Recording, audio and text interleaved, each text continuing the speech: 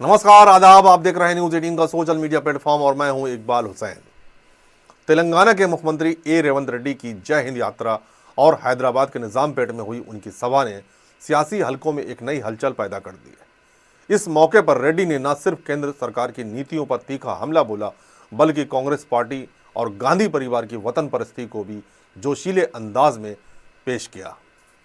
दूसरी तरफ बीजेपी ने भी उनके बयानों का करारा जवाब दिया, जिससे यह मुद्दा और गर्मा गया। आइए इस सियासी जंग को दोनों पक्षों के नजरिए से तफसील से समझते हैं। हैदराबाद के निजामपेट की सभा में रेवंत रेड्डी ने अपने खिताब में भारतीय जवानों का हौसला बढ़ाने का जज्बा दिखाया और केंद्र सरकार की नीतियों को आड़े हाथों लिया। उन्होंने खास तौर पर पाकिस्तान के खिलाफ हालिया जंग को लेकर सवाल उठाए। रेड्डी का इल्जाम था कि केंद्र ने महज 4 दिन की जंग के बाद युद्ध विराम क्यों कर दिया। उन्होंने पूछा, क्या इसके लिए सर्वदलीय बैठक बुलाई गई थी? अगर जंग शुरू की थी तो उसे मुकम्मल तौर पर अंजाम क्यों नहीं दिया गया, खासकर बात जब पाकिस्तान के कब्जे वाले कश्मीर पीओके को भारत में मिलाने की हो। रेड्डी ने कांग्रेस की वतन परस्ती का बखान करते हुए कहा कि उनकी पार्टी आतंकवाद के खिलाफ हमेशा सख्त रही है।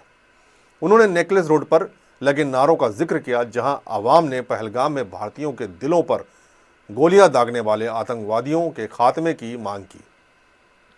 रेड्डी ने दावा किया कि कांग्रेस नेताओं जैसे राहुल गांधी और मल्लिकार्जुन खड़गे ने सर्वदलीय बैठक में केंद्र को पूरा समर्थन दिया था, फिर भी केंद्र ने जंग को आधे रास्ते में रोक दिया, जिसे रेड्डी ने मुल्क की सुरक्षा के साथ खिलवाड़ करार दिया। रेवंत रेड्डी ने पूर्व प्रधानमंत्री इंदिरा गांधी की मिसाल दी, जिन्होंने 1971 में न सिर्फ पाकिस्तान को 2 टुकड़ों में बांटा, बल्कि अमेरिका जैसे ताकतवर मुल्क के दबाव को भी ठुकरा दिया। उन्होंने कहा, इंदिरा जी ने साहस और इरादे से मुल्क का नक्शा बदला, लेकिन आज केंद्र की नीतियां कमजोर हैं। रेड्डी ने कर्नल संतोष कुमार की शहादत का जिक्र करते हुए पीएम मोदी पर तंज कसा कि चीन के खिलाफ कोई ठोस कदम नहीं उठाया गया। रेड्डी ने एक और बड़ा इल्जाम लगाया कि अमेरिकी राष्ट्रपति डोनाल्ड ट्रंप के दबाव में जंग को वक्त से पहले खत्म किया गया। उन्होंने बीजेपी की तिरंगा रैली को भी निशाने पर लिया, कहते हुए कि जंग खत्म होने के बाद तिरंगा रैली निकालने का क्या मतलब? ये राष्ट्रीय सुरक्षा का मसला है, बीजेपी का निजी मसला नहीं। रेड्डी ने अपनी जय हिंद यात्रा को जवानों के हौसले की ताकत बताया और कहा कि केंद्र की नीतियों ने सेना का मनोबल कमजोर किया है। आखिर में रेड्डी ने राहुल गांधी को मुल्क का अगला प्रधानमंत्री बनाने की जोरदार अपील की। उन्होंने गांधी परिवार की कुर्बानियों को याद करते हुए कहा कि कांग्रेस ने हमेशा मुल्क के हित को सबसे ऊपर रखा। राहुल गांधी के नेतृत्व में पीओके भारत का हिस्सा बन सकता था।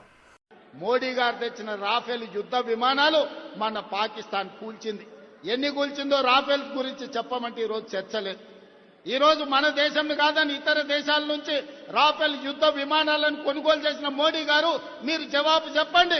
మన పాకిస్తాన్ తో జరిగిన యుద్ధంలో ఎన్ని రాఫెల్ యుద్ధ విమానాలు పాకిస్తాన్ నేలగూల్చిందో మీరు లెక్క చెప్పండి.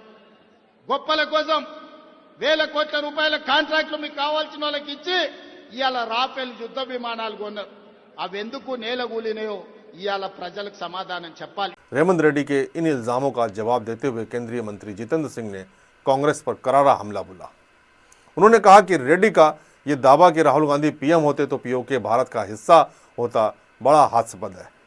जितेंद्र सिंह ने तंज कसते हुए कहा, अगर राहुल गांधी के पर नाना पंडित जवाहरलाल नेहरू पीएम ना होते तो पीओके की नौबत ही ना आती। मुल्क का बंटवारा और जम्मू कश्मीर का हिस्सा खोना, ये सब नेहरू की नीतियों का नतीजा था। जितेंद्र सिंह ने 1947 से 48 की जंग का हवाला दिया, जब भारतीय सेना पीओके को वापस लेने की स्थिति में थी, लेकिन नेहरू ने आकाशवाणी पर एक तरफा युद्ध विराम की घोषणा कर दी। उन्होंने कहा, नेहरू ने बिना किसी सलाह मशवरे के जंग रोकी, जिसकी वजह से पीओके आज पाकिस्तान के कब्जे में है। बीजेपी का यह इल्जाम कांग्रेस की ऐतिहासिक नीतियों पर सवाल उठाता है और रेड्डी के दावों को चुनौती देता है। नहीं, ये बड़ी हास्य में बात है। अगर कोई कांग्रेसी नेता ये कहता है कि राहुल गांधी देश के नेता होते या प्रधानमंत्री होते तो पीओके के आज भारत का हिस्सा होता। काश उनको इतनी समझ होती, उनसे ये कोई पूछता कि यदि राहुल गांधी के, बल्कि इसके विपरीत सवाल तो ये होना चाहिए कि अगर राहुल गांधी के परनाना पंडित जवाहरलाल नेहरू देश के प्रधानमंत्री ना होते तो शायद आज पीओके होता ही नहीं। ये उनकी ही करनी धरनी का नतीजा है। पहले तो देश का बंटवारा हुआ और उसके बाद जम्मू कश्मीर का भी बंटवारा हुआ। और साथ ही साथ हम ये भी ना भूलें कि जब भारत पाक युद्ध में जब कबायली आए थे तो जब भारतीय सेनाएं लगभग उनको पिछाड़ करके स्थिति में थी कि पाक अधिकृत जम्मू कश्मीर को पुनः विजयी बनाकर अपने साथ जोड़ने की स्थिति में थी, तो ठीक उसी समय प्रधानमंत्री तथा तत्कालीन प्रधानमंत्री नेहरू जी ने बिना अपनी मंत्रिमंडल से परामर्श किए हुए, बिना किसी से पूछे हुए वन साइडेड यानी यूनिलैटरल सीज फायर का जाकर के आकाशवाणी से ऐलान किया था और सदा के लिए वो हिस्सा जम्मू कश्मीर का आज तक पाकिस्तान के कब्जे में है। केंद्रीय मंत्री जी किशन रेड्डी ने भी रेवंत रेड्डी के बयानों की निंदा की। उन्होंने कहा कि रेवंत रेड्डी का सेना का अपमान करना, युद्ध के नतीजों पर सवाल उठाना गलत है।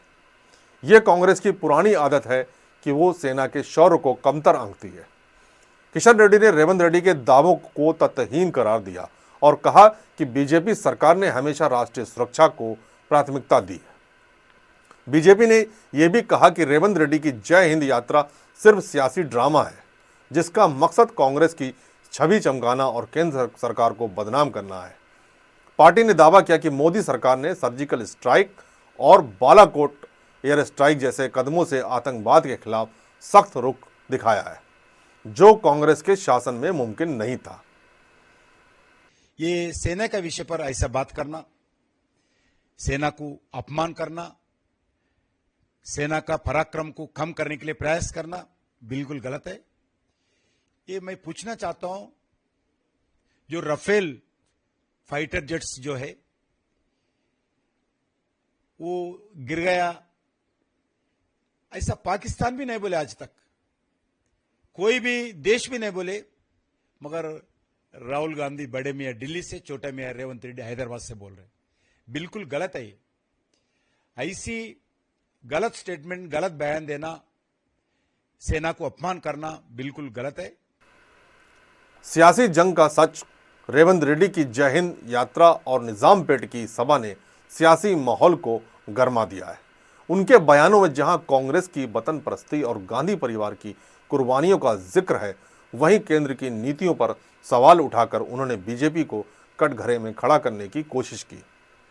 खास तौर पर पीओके और युद्ध विराम पर उन्होंने सवालों के राष्ट्रीय सुरक्षा के मसले को सियासी बहस का केंद्र बना दिया। दूसरी तरफ बीजेपी ने नेहरू की नीतियों को निशाना बनाकर कांग्रेस के दावों को कमजोर करने की कोशिश की। जितेंद्र सिंह का यह बयान कि नेहरू की गलतियों की वजह से पीओके का मसला पैदा हुआ, ऐतिहासिक तथ्यों की ओर इशारा करता है। 1947 से 48 की जंग में नेहरू के युद्ध विराम के फैसले को कई इतिहासकार भी विवादास्पद मानते हैं, लेकिन रेवंत रेड्डी का ये इल्जाम कि मोदी सरकार ने ट्रंप के दबाव में जंग रोकी, अभी तक ठोस सबूतों से पुष्टि नहीं हुआ, जिसे बीजेपी ने तथ्यहीन करार दिया। दोनों पक्षों के बयानों से साफ है कि पीओके और राष्ट्रीय सुरक्षा जैसे मुद्दे सियासी मैदान में गहरी छाप छोड़ रहे हैं।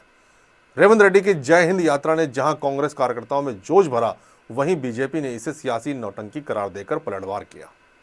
इस बहस में इंदिरा गांधी की 1971 की जीत और नेहरू की नीतियों का जिक्र बार बार आ रहा है। दोनों पार्टियों के बीच ऐतिहासिक फैसलों पर टकराव दिखाता है। रेवंत रेड्डी की जय हिंद यात्रा ने भारतीय जवानों के हौसले को बुलंद करने का पैगाम दिया, लेकिन इसके साथ ही केंद्र सरकार और कांग्रेस बीजेपी के बीच सियासी जंग को और तेज कर दिया। रेवंत रेड्डी का दावा है कि राहुल गांधी के नेतृत्व में पीओके भारत का हिस्सा हो सकता था। जहां कांग्रेस कार्यकर्ताओं में जोश बढ़ता है, वहीं बीजेपी इसे नेहरू की गलतियों से जोड़कर कांग्रेस को कटघरे में खड़ा करती है। यह सियासी तहरीक और निजामपेट की सभा मुल्क के सामने कई सवाल छोड़ गई है। क्या केंद्र ने वाकई जंग को जल्दबाजी में रोका? क्या नेहरू की नीतियों की वजह से पीओके का मसला आज तक अनसुलझा है? और सबसे बड़ा सवाल, क्या ये सियासी बयानबाजी मुल्क की सुरक्षा और जवानों के हौसले को मजबूत करेगी या सिर्फ वोटों की सियासत तक सीमित रहेगी? जवाब वक्त देगा, लेकिन फिलहाल ये बहस सियासी गलियारों से लेकर आवाम की जुबान तक पहुंच चुकी है। जय हिंद।